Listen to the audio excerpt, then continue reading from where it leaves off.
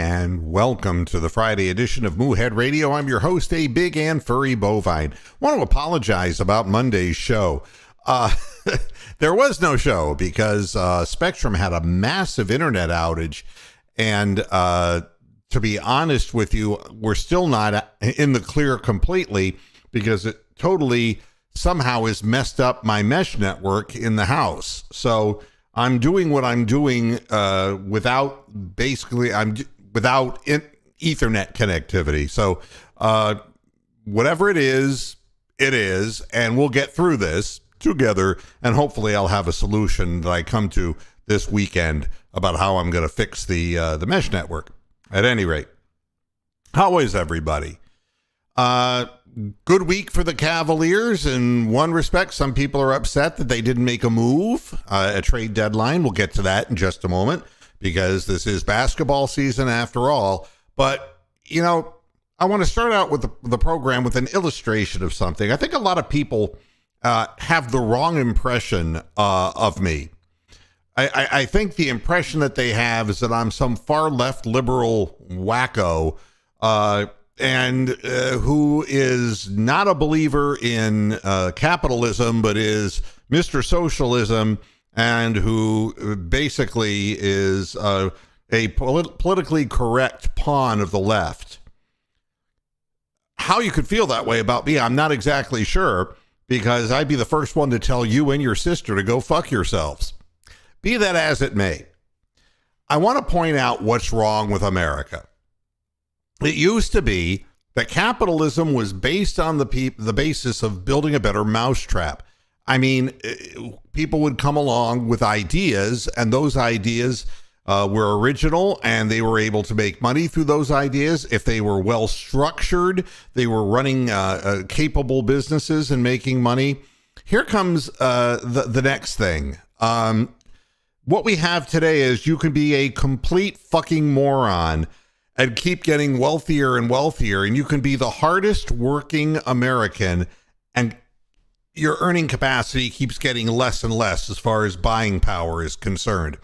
And it doesn't seem to bother anybody. The thing that's amazing about this, we've taken these polarized views of all this. I'm a capitalist. I mean, I own businesses and I made money running businesses. I have no problem with people who are really capable people doing well.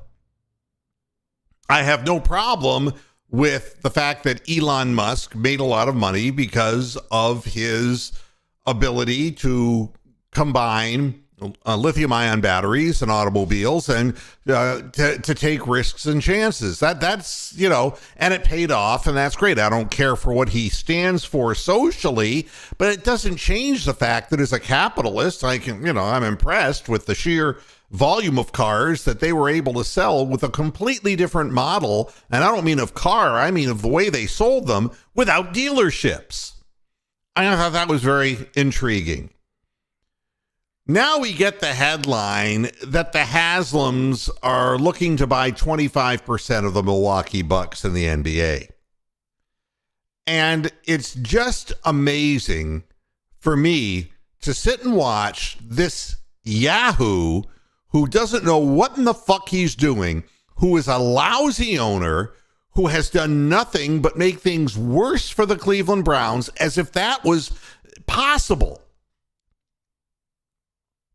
What is Double P saying here? I want to read this. It sucks we couldn't hear your thoughts on flag football that was played on Sunday. I guess not much to be said for a full stadium for the future of football. Yeah, it's that's that. No, I didn't watch flag football, and I don't watch T-ball either.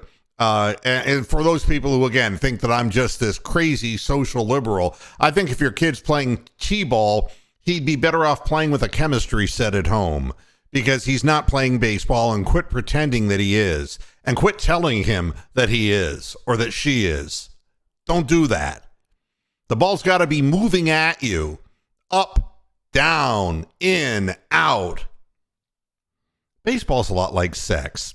At any rate, to get back to the point, The Haslams sold 39% of their company, Flying Fuck Trucking, for 39% of it for $2.8 billion. Now, that's something that his father built, right? And he sold that 39% to not Jimmy Buffett, Warren Buffett, Berkshire Hathaway, who paid that $2.8 billion. And they're saying now that he's going to own, being Warren Buffett, 80% of Flying Fuck Trucking by the time 2023 comes to an end. The Haslams are going to make $5 billion off that damn thing. He had a 5% stake in the Pittsburgh Steelers. He sold that so he could buy the Cleveland Browns for $1 billion. And now he's going to jump in 25% of the Milwaukee Bucks. And you know something? This man doesn't have the foggiest notion where his asshole is, where his dick is. He's an idiot. He's a functional moron who makes horrible decisions, who ran a racist trucking company openly, and who was conned by Johnny fucking Manziel. Now, let's be real about this. What has he done to have earned his money? Money begets money. They have so much money, they don't know what to do with it all. And that's the beautiful thing about being a child who inherits, Randy Lerner, You're telling me that dummy, he got all of his money in a trust fund. You know that. That's what's wrong with America. Because all of the adventurous thinkers are gone. All there are is people with massive amounts of money controlling the stock market, quite literally, and tilting things in their own favor legislatively, and idiots in there being paid in Congress on both sides of the aisle who are allowing it to happen. And the hardworking people, there's never a chance to build a better mousetrap simply because you can't get that far. The reason there's no innovation is that there's a brain drain in the country. All of the creative ideas are coming from Europe overseas. You don't want to hear this. I know you don't want to, because America's great. Mega. Fuck you, fuck you. What made America great was the ability that a guy who came from another country was able to work hard, provide for his family, come up with a better idea, and build it into something special. That's what was great about America. And Jimmy Haslam has nothing to do with that. It just makes me fucking sick. It makes me fucking sick. And he's the owner of my team.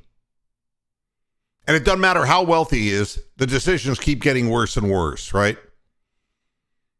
So he's going to be part of the NBA now in that exclusive group of people, and that's just fine. Meanwhile, the Browns have lost their defensive backs coach and defensive passing game coordinator and overall circle jerk guy, Jeff Howard, who's heading to the Chargers. That's wonderful. So now we're going to need a new defensive backs coach and a passing game coordinator. Now, I don't know how those two positions, are even in any way combined. That doesn't sound normal to me. And it's all better. Let's clear it all out and allow our new defensive coordinator, let Mr. Schwartz pick his own poison. He's working for Jimmy Haslam. But let him pick his people and let him do his thing, because the defense has really been screwed. And the funny thing about Jeff Howard, he was a defensive backs coach and a passing game coordinator, and he's going to the Chargers as an inside linebackers coach.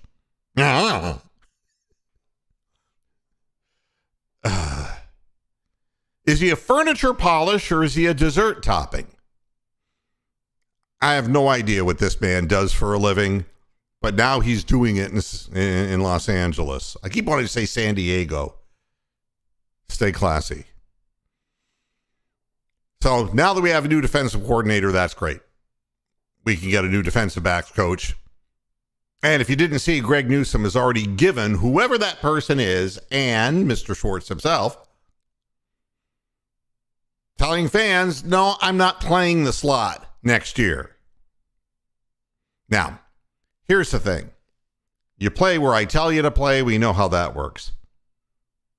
But he shouldn't have been playing in the slot. Joe Woods is a freaking moron. Should not have been putting a guy who you draft that high in the slot. And hopefully, the new defensive coordinator will be smart enough to figure that out.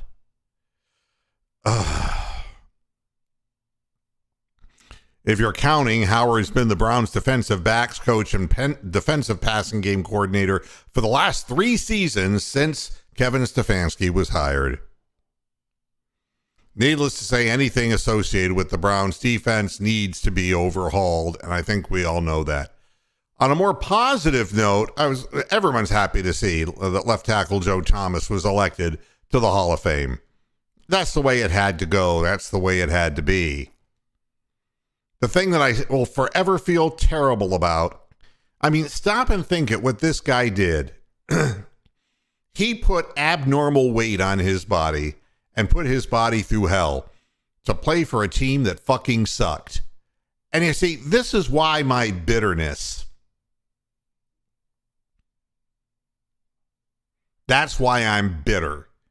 Because there are people playing this game who deserve a better fate than having to play for the Lerners and the Haslams of the world. They need to be playing for something, other than a paycheck. And we wonder why the team quits, because they're playing for a paycheck, because they're never really in the thick of anything. Now, are they? First ballot selection, that tells you how good this guy was. But, he was playing at 305 pounds, and that we know how much weight that man had to gain and the toll that took on his body. And I was really glad to see that he had lost a lot of weight and that he didn't need to be carrying that weight around except to be a left tackle. But that's a great, happy ending. At least personal achievement. That nobody should forget how good of a player he was.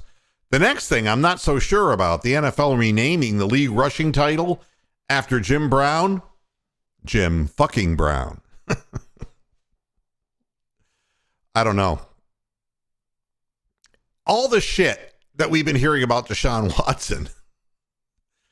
And it seems that everybody that history has just given Jim Brown a pass. And I understand if you throw a woman down a flight of stairs, I think that's pretty damn bad. And I don't know anything about Jim Brown's sex life, so I wouldn't even begin to go there. He was the best running back I ever saw play. The highest compliment that I give to Chubb is that he reminds me of Jim Brown. And he's the only running back I've seen in Cleveland that would even remind me of Jim Brown. Jim Brown was a god amongst running backs. And the fact that they renamed the league rushing title after him, the Jim Brown Award, there are going to be some people who are going to complain. Yes, that's right, Mark Ross. Let me do that for you, Mark Ross. Here we go. Trent Richardson is ordinary. Yeah. But, plain spoken, but quite correct there. Mr. Brown, he was ordinary. Yeah. But Jim Brown was extraordinary on a football field. And the league wants to rename that rushing title after him. I hope Jim Brown is in good health, because sometimes these honorary things are done at the end of people's lives, and I hope that's not the case. Jim Brown was one tough hombre. He played his 9 years. He got out, got involved in a lot of social issues, including being a negotiator between the Bloods and the Crips. I thought that was really interesting, You got to be a pretty bad man, to walk into a room with Bloods and Crips and say, shut up, everybody, we're going to get this shit together, and walk out of the room, You got to be pretty tough.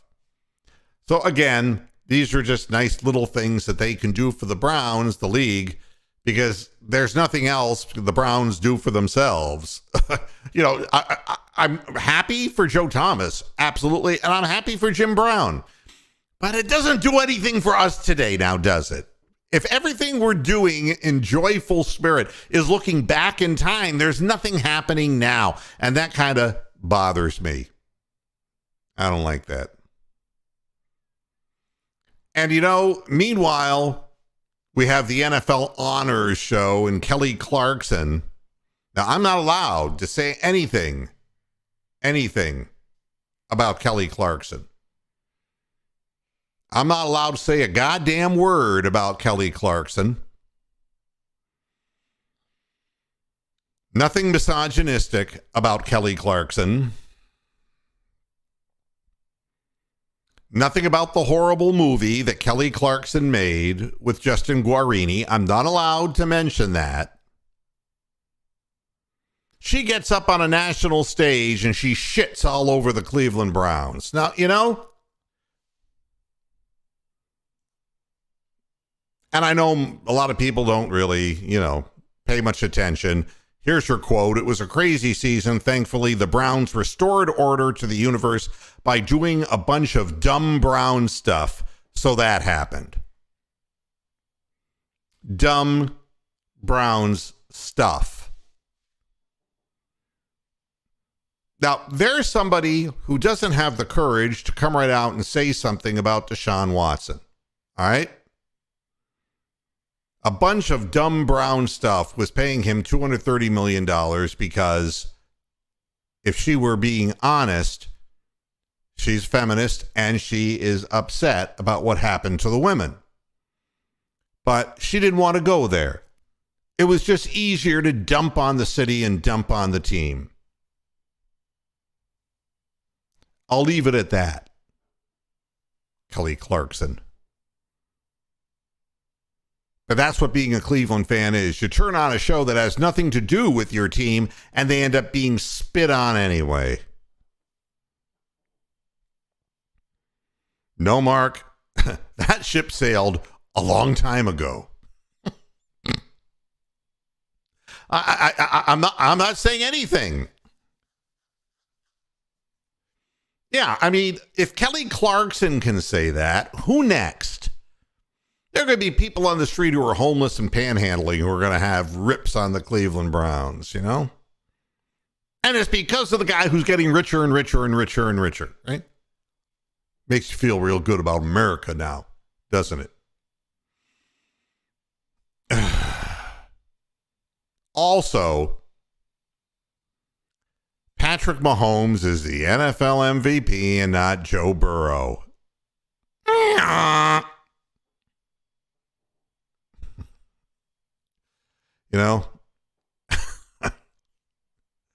Joe Burrow, Joe Burrow, Joe Burrow, Joe Burrow. There's plenty of time for Joe Burrow to be the NFL MVP. Plenty of time.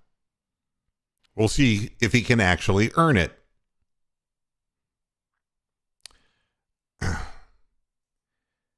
Meanwhile, Kelly Clarkson, who is from Texas, all right, is not making fun of the Texans, which is interesting. It's funny because everything is bigger in Texas. The stakes are bigger. The cows are bigger. The blunders in sports are bigger. And the American Idol contestants are bigger. Just pointing out something that's just going with the flow. And she's a big girl. She can take it. The Texans are going to hire Matt Burke as a defensive coordinator. DeMeco Ryans is now the head coach. Got to get that sucker back on the tracks, DeMeco, and in a big furry hurry, or else you're going to be the next one and done African-American head coach in the NFL. That's the way it works. And it was interesting. that Brian Flores just said, fuck this shit, man. I'm going to Minnesota. I'm not even going to hold out for the Arizona job. Screw this shit. I don't want to have anything to do with that. I'll take the bird in the hand. Fucked up league, man. Fucked up league. But Matt Burke as a hire is a very interesting hire because DeMeco Ryans is a defensive-minded head coach. Nobody knows whether DeMeco Ryans or Burke will call the defensive plays, but you better hope it's DeMeco Ryans because Burke, 46 years of age, spent the entire season last year as the Arizona Cardinals defensive line coach. Oh, my God. Under Burke, the Cardinals allowed 118.6 rushing yards per game, which ranked 14th in the league. But while with the Dolphins, Burke's units never finished higher than 27th in scoring defense. The Texans. Oh, man. They were giving up almost 25 points a game in 2017, and in 2018, 27 points a game. And that's how you get a job as a defensive coordinator with the Houston Texans. Groovy, ain't it? And if that's not enough, what could you do else to make things worse for people in Houston? They might be interested in another former Cardinals employee. Former Arizona head coach Cliff Kingsbury was in Houston on Friday to speak about a job on Ryan's coaching staff. The Cliff stab you in the back Kingsbury. Total asshole. That's where the Texans are going with this. Amazing, ain't it? And you wonder, how do they end up at the bottom? You know, they had Deshaun Watson. How do they still end up at the bottom? Ding, ding, ding, ding, ding, ding. We have a winner. See, I've been watching. I just got done watching the whole Breaking Bad thing, and now I'm watching Better Call Saul, right? Hector Salamanca. Ding. You know, all you have to do, and you know, I used to have the ability to do, you know, I can go, Hector, did you have a stroke? Very good. Are you going to die? Are you going to blow up Mr. Fring? The entire side of his face? Yeah, okay. This is how the Texans do bad things. You hire people like this, like the Browns do. Do it like the big boys or the big girls, Kelly. Now, I think we're far enough into the program that I can talk about the Cleveland Cavaliers a little bit because there are fans who are absolutely upset that the Cavaliers did not do something before the trade deadline. But I want to ask you, what were they supposed to do? The people who went, guys like Josh Hart and people of that ilk, they're going to be making a lot of freaking money. And Josh Hart found the softest place to land because, quite honestly, the people who represent him and are the same people who own the team. He's going to get paid a lot of money. Cavaliers really weren't in a position where they were going to be able to do a whole hell of a lot. I can tell you that. And you look at what they have, and it's like, well, you know, maybe it's an illusion. And Isaac Okoro is suddenly making 3-point shots for the last 22 games. And maybe it'll just go away as quickly as it came. But you're not going to get rid of a 21-year-old guy who's starting to figure something out. You couldn't give away Cedi Osman. I mean, let's be honest about it. Nobody wants a guy who runs around like he's got ADHD on the court and literally steps out of bounds by mistake, loses the ball from behind, throws the ball away, misses wide open shots.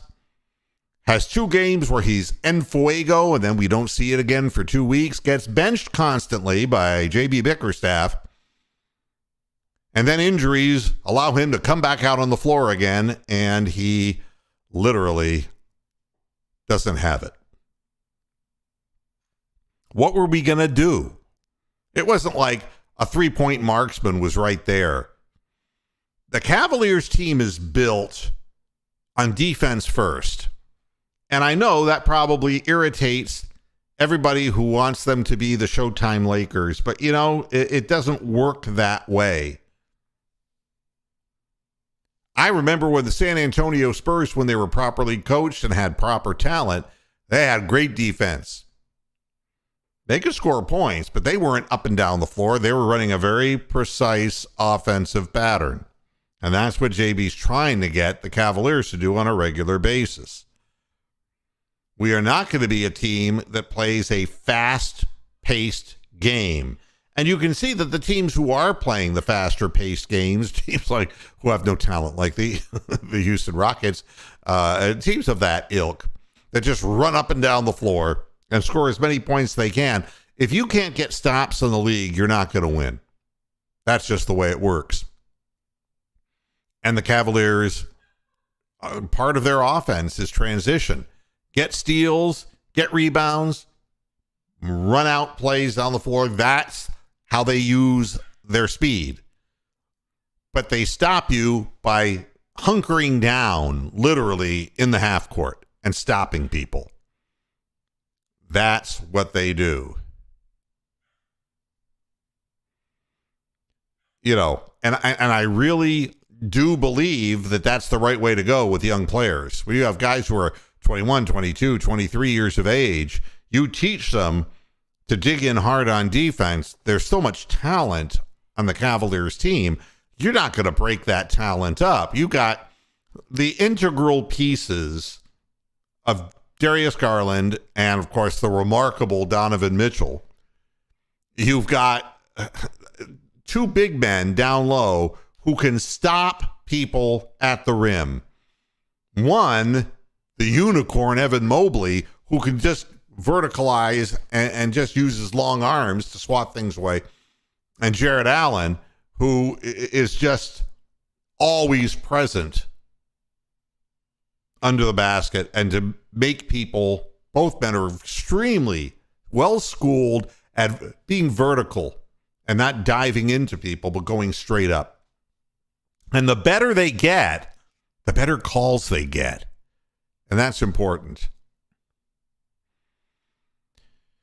But it's interesting what Double P is saying here. We didn't have assets. That's exactly right. And to try to get second-round draft picks, good luck.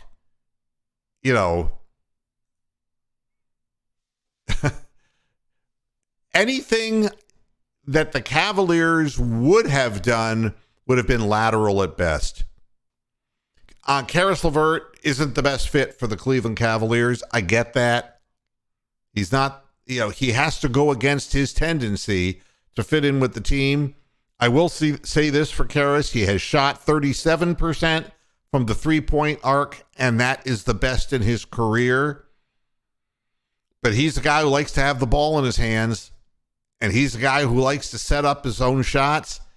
He's doing some nice work getting into the paint and dishing off, but too often he's in the paint and he will try twisting jump shots from inside 15 feet that don't go. He plays passing lanes pretty well, doesn't move his feet as well defensively as Okoro does or some of the other players on the team.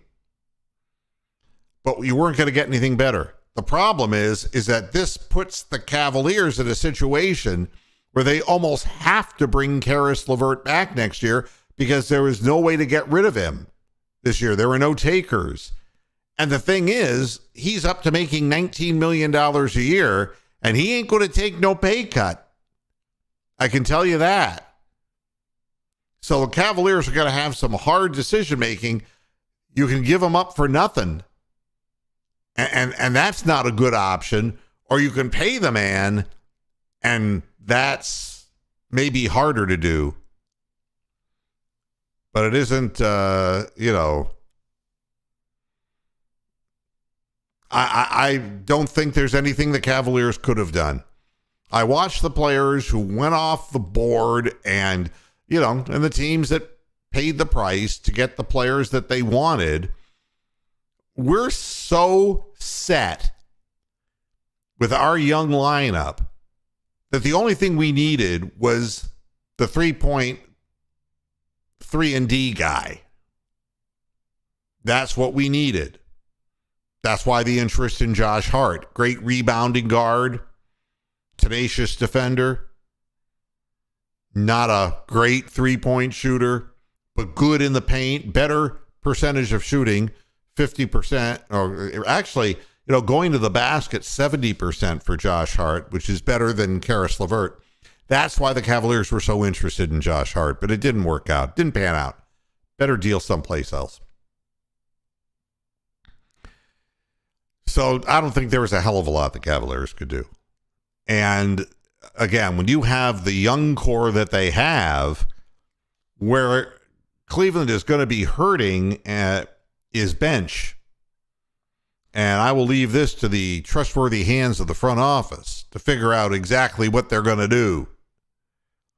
Because the bench right now isn't good enough. I can guarantee you the Robin Lopez's and guys like that are not going to be around next year.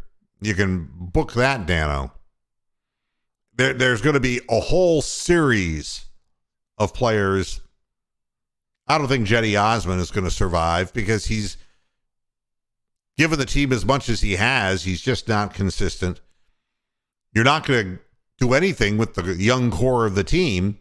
Rubio is a very important bench piece if he stays healthy because you have somebody else who can actually run the point. Because Darius Garland's getting hurt often enough that it's important, and they're still building his strength. Rubio is out again tonight because we have this horrific, what was it, 5 games in 7 days stretch. And his knee, they're not going to take chances and play Rubio in any back-to-back situation. Now, I'm going to check the injury report for tonight because, quite honestly, and let me do this while I have an opportunity. I wait until the later reports because during the day there is nothing. All right, let's see who's not playing. All right, Isaiah Mobley is out and Ricky Rubio's out and Dylan Windler's out. And for the Pelicans, Dyson Daniels is out, EJ Liddell's out, Josh Richardson is out, Darion Sebron, and of course Zion Williamson, who is, but there's still plenty to do damage to us with Ingram and some of the other people who are solid players. Honestly, the Pelicans were doing great until Zion went down again. And that's been really tough. And for the Cavaliers, there's other circumstances here that are at work. Right now, Kevin Love continues to sit on the bench, the victim of thumb and the victim of back spasms and all kinds of stuff. And that's not helping the team because he's a great 3-point shooter when he's healthy. And he was healthy last year, and you saw how well he did. 6th Man of the Year award. This year, there just isn't anything that he can do to get well. Once the back acts up, man, it's bad. Really bad. So they're going to sit and hope maybe he can help them out. And he's the kind of guy who can help you out come playoff time. I think people would be happy. Oh, well, they would be ecstatic if we had a home series, if we were the 4th seed. And, amazingly, the Nets have actually won a couple of games without all the players that they were, literally so happy to have not so long ago. But they are winning with smoke and mirrors. I don't think that the Nets are going to be able to stay on our heels for very long. But there are lots of other teams from below. The Miami Heat can win many in a row. That's for sure. There's going to be teams coming up right after the All-Star break. They know how to make the stretch run. So, Cavaliers have their work cut out for them as they always do. I'm not upset that they didn't do anything. I think it's natural. Yeah, Radu. Yeah, they're not even on the injury report. Garland and Mitchell will be playing. There's just neither of those two fellas are on the injury report. And that's going to help us tremendously, of course. Although we know that Mitchell is not playing at full speed. He's all taped up. And we know that Darius Garland's thumb, is something that, got bent the wrong way. And hopefully he'll be able to handle the ball and shoot the ball okay. So now I'm not upset with the Cavaliers situation. What I'm happy about is that we have these great young players and we're in a position, we would always be in the position, with the exception of LeBron not having a superstar. Now we've got a superstar, and what we're looking for is depth. We're looking for that fifth guy, the fifth starter, so Okoro could be a bench piece. And with Rubio on the floor, with it being a bench piece is not a bad thing, because Rubio can get the ball in the hands of almost anybody open. And that's the key for Okoro. He ain't going to be hitting contested jumpers. He's the guy who, if you close out on him, will drive around you. He's got hops and he's got speed. But without a guy like Rubio on the floor with him, he's not going to be found standing in the corner by himself. And he's not going to be standing in the corner by himself if he's with the second unit. Whoever becomes eventually that fifth guy, who is the 3-and-D guy, that guy is going to be wide open, because you pick your poison. Darius Garland or Donovan Mitchell. Those two guys can be double covered. They're that good. And it's nice to see that Dean Wade is getting back strength in his leg and is able to get the strength in his legs, get some lift on his shot, and to get some air under the ball, because he can make three-point shots. He's a legit 38 to 40% three-point guy, and he can be a guy who comes off the bench and can hit some threes and play some good positional defense. He's not a quick guy by any stretch of the imagination, but he's a hard worker, and he likes to play defense. So you can see where the Cavaliers are at, and it's close. If we could be the fourth place team and get a home series, that would be tremendous. But the team is most likely a one and done kind of playoff team, because they just don't have experience. And now is the opportunity, of course, to get that experience. So I would be remiss, and I'm going to save this for the end of the program, which is coming rapidly, by the way. It's funny. I was just talking about the Brooklyn Nets, and the guy that they've been showcasing since Kyrie Irving went bye-bye is Cam Thomas, who's a guard who's been got 3 consecutive games, or well, he had 3 consecutive games of 40 points. And then his last game, 20 points, and he shot 3 of 16 from the field. But there's always something wrong. It's like, wow, could that guy do that consistently? Well, if he could, he'd be playing somewhere and regularly. But now he's been fined $40,000 for using a derogatory and disparaging language. Basically, it was a homophobic slur. So, Cam Thomas, welcome to the big time. Way to go. 3 40-point games, and that entitles you to do that shit. That's what the Nets need, is more problems. Joe Tsai must be going crazy up there. All of his players are gone. And the one guy he promotes to be able to put some points on the board is calling gay people homos. Great. On national television on TNT. Right into the camera. Beautiful.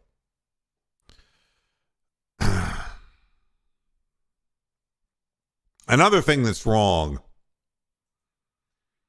Oklahoma and Texas have agreed to exit the Big 12 conference after the 23-24 season. I mean, to me, this is, again, these two schools, Oklahoma and Texas, have agreed in principle to pay the Big 12 a total of $100 million so that they can join the SEC. See what they did there? Is there anything in our lives that isn't consolidated? Is there anything pure left in this world, Billy Idol? I really don't think so. It's going to be 3 conferences and nothing else going to matter. Everything else is going to be just guys like Deion Sanders trying to get one of those jobs eventually by promoting themselves. Self-promotion. But that's incredible. Oklahoma and Texas will be in the SEC. And we knew it was coming, but it's coming faster than we thought. And that's usually the case with all consolidation. And it's one of the reasons, these are the people who are fighting. No, we're not going to give away money for a likeness of college athletes. Why should they get a piece of the pie? Oh, by the way, we're joining the SEC and we're going to make a whole lot of money. That's what's wrong, folks. What's wrong? The next thing I don't understand either. Tiger Woods commits to next week's Genesis Invitational. I think he should be committed. Some people just don't know when to say goodbye. I don't know what else to say. Tiger Woods is the greatest golfer who ever lived, okay? I'm not taking anything away from the guy. But he was his own worst enemy. He shortened his entire career. And he's continuing to do what has failed for him. It's incredible. God only knows what the circumstances were in the car crash, the SUV crash that he did, and crushed his leg and did all that damage to himself. But we do know this, that he was doing all kinds of weird shit, including Army SEAL workouts, and doing them in boots, and he fucked his own knee up, and the guy shortened his own career. All he did was compete in 9 rounds in 3 majors last year. He wanted to play in the majors, and he didn't even make the cut. Couldn't even get through and do anything more. He withdrew from tournaments. He played with his son. That was nice. And you know something, CO Dead? I'll talk Browns when there's something to talk about with the Browns. There's nothing happening with the Browns right now. But I'm sure there will be. But I'm not interested in whatever this other stuff is now because it means nothing. I have a winning team, the Cavaliers. Win. Support winning teams. Support teams that draft intelligently.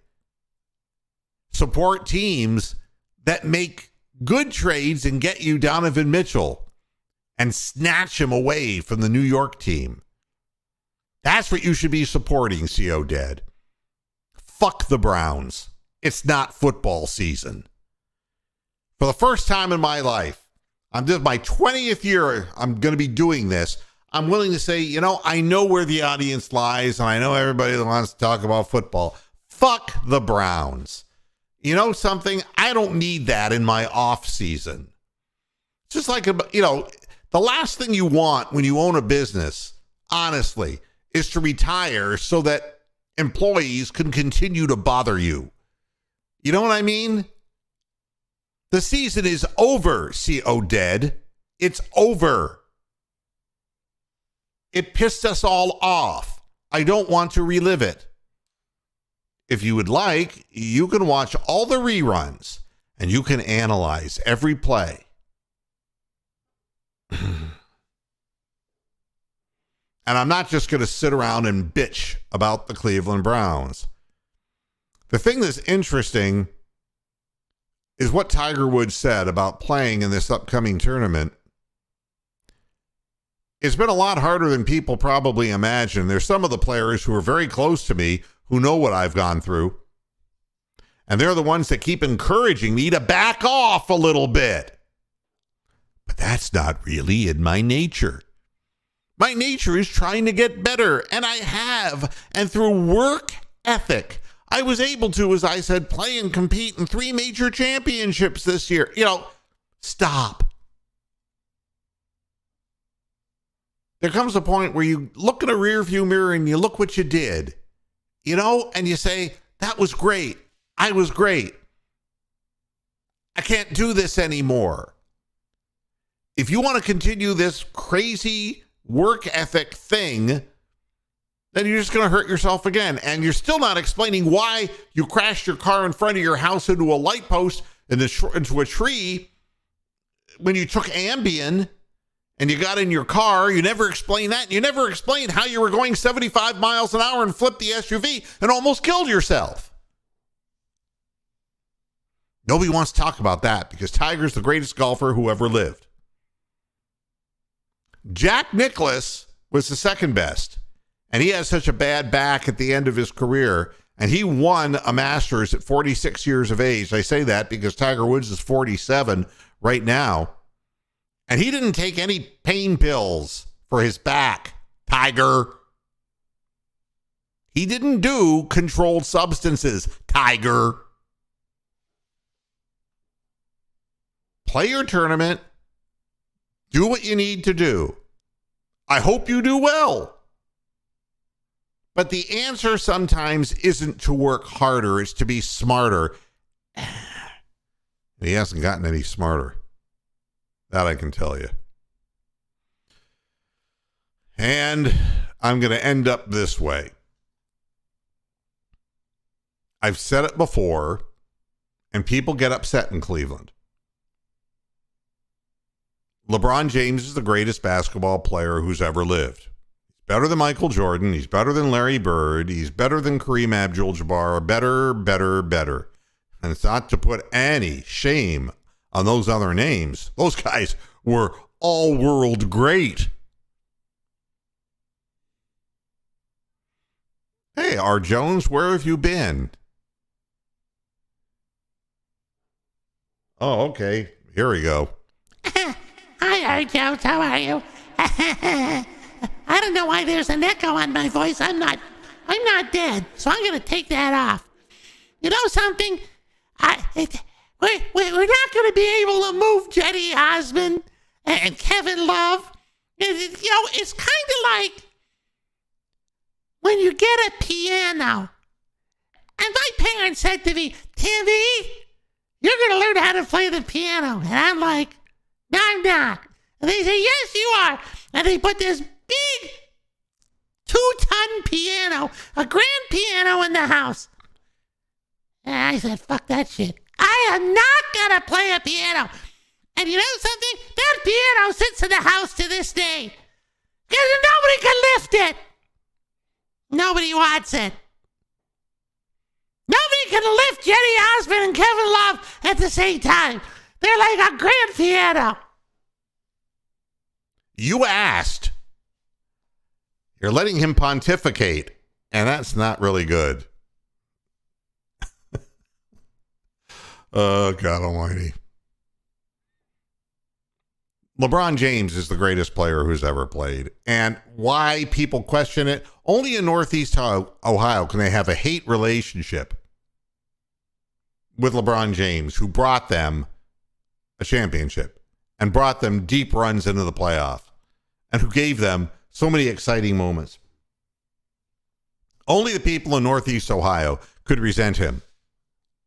I don't understand it. I do understand this, that, none of us know what he's really like because we don't know him. But to run in the circles that he runs in and to have the businesses going that he has and all the things going on in his life, and yes, he's a little bit self-absorbed. I know. And he does his little cryptic tweeting thing, and it can be annoying. I know. But I separate all that with just, a great player is a great player. Don't have to personally go out to dinner with them. Northeast Ohio has to accept their own.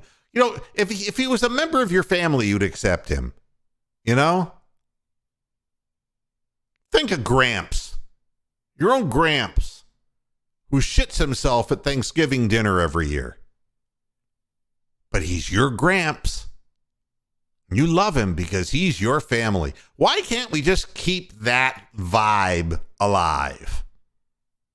I don't know. I've seen a lot of basketball players come and go. I'm 65 years old. I've seen all of the guys who get mentioned. Seen them all play. And none of them holds a candle to LeBron James. And he's still doing it at 38 years of age, putting up the same kind of numbers that he put up historically in his career. Remarkable stuff.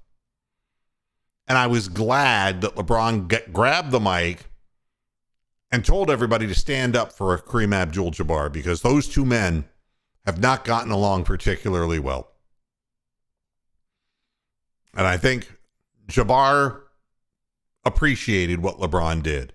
And I think maybe LeBron gets a little better as he gets older too. And Kareem Abdul-Jabbar, he was an interesting character. And he was standoffish as hell when he played and he was a star. Interesting guy. Called LeBron out on many occasions about his lack of taking important social issue stances. It was nice to see those two men on the floor together. And it was just like seeing Paul Pierce acknowledging how great LeBron James is. It's like eventually people have to come to that conclusion. There's no other conclusion to come to. And congratulations to LeBron James. And I don't care where he's playing. He will always be the guy who, when I hurt myself and I couldn't walk, and I laid in the bed and watched the Cleveland Cavaliers win a championship. And I couldn't even jump out of bed to cheer, but it was like, wow, this is something I don't know what it felt like. Championship. Doesn't happen in Cleveland. All those Game 7 heartbreaks for the Cleveland Indians and the Browns never getting to the Super Bowl. That was my catharsis. Everybody owes a debt of gratitude, not money, a debt of gratitude to LeBron James for bringing a professional winning attitude and taking it all the way in Cleveland. I don't know any other player who could have done that. Seriously. All right. Thanks, everybody, for tuning into this edition of Moohead Radio. I'm going to be back again on Monday. I'm going to see if I can get this mesh network back up and running and find out what in the hell happened exactly with Spectrum, whether they were hacked or what the deal was. They were all completely down on Monday across the state of Florida, from East Coast to Central Florida to the West Coast. I don't know what happened, but whatever it did, it kind of messed some of my mesh network settings up, and I got to find out why. Thanks for tuning in. I'll see you again on Monday. Until then, hasta la vista, Pastor Heads. Good night.